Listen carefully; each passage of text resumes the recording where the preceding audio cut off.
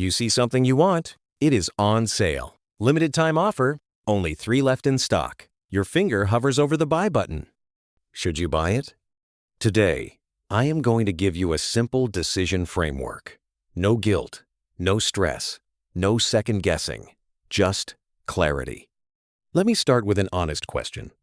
How many things have you bought in the last year that you rarely use? Be honest with yourself. We have all done it.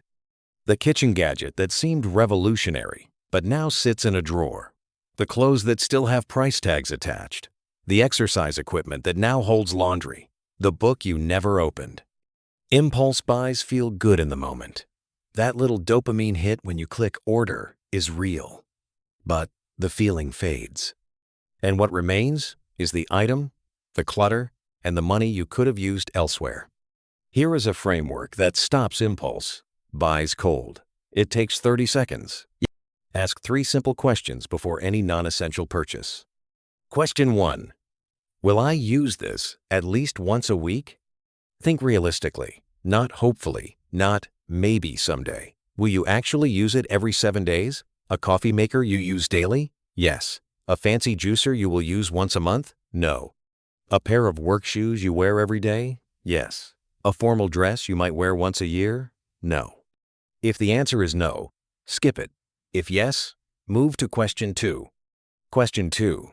Does this replace something I already own that is broken or worn out? This is the difference between a necessary replacement and an unnecessary addition. If your phone is 3 years old and barely works, replacing it is smart.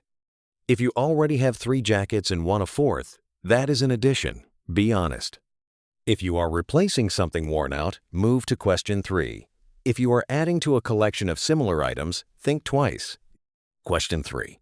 Will this purchase bring me genuine joy for more than a week? Not the excitement of buying, not the dopamine hit of clicking order, not the thrill of a package arriving. Real, lasting joy. Will you still be happy you bought it a month from now? A year from now? If the answer to these 3 questions is no, skip it. If all 3 answers are yes, buy it. Without guilt. You have earned it.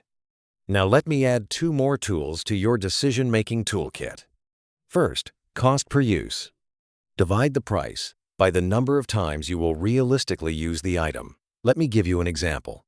A $200 jacket that you wear twice costs $100 per wear. That is expensive.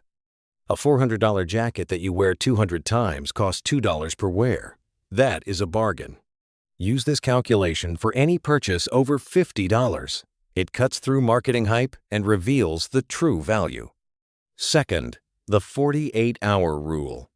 For any non-essential purchase over a certain amount, say $100, wait 2 full days before buying. Put the item in your cart, walk away, close the tab, come back 48 hours later. Most urges disappear within 24 hours. After 2 days, you will know if you really want it or if it was just an impulse. If you still want it after 48 hours and the 3 questions check out, buy it. You have made a deliberate decision, not a reactive one.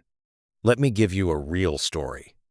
A friend of mine wanted a $300 stand mixer. She loved baking. She applied the framework. Question 1. Use once a week?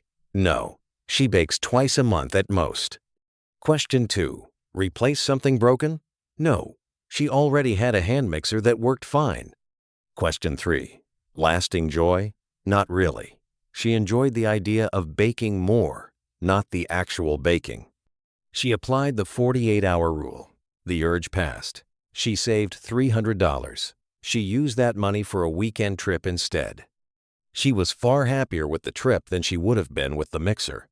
This week, I want you to create your own spending scorecard. Write down your last 3 impulse purchases. Apply the 3 questions to each one. What would you have decided differently? Then, for the next 30 days, use the framework before every non-essential purchase over $20. You will be amazed at how many purchases you skip and how much money you save. Not by depriving yourself, by being intentional.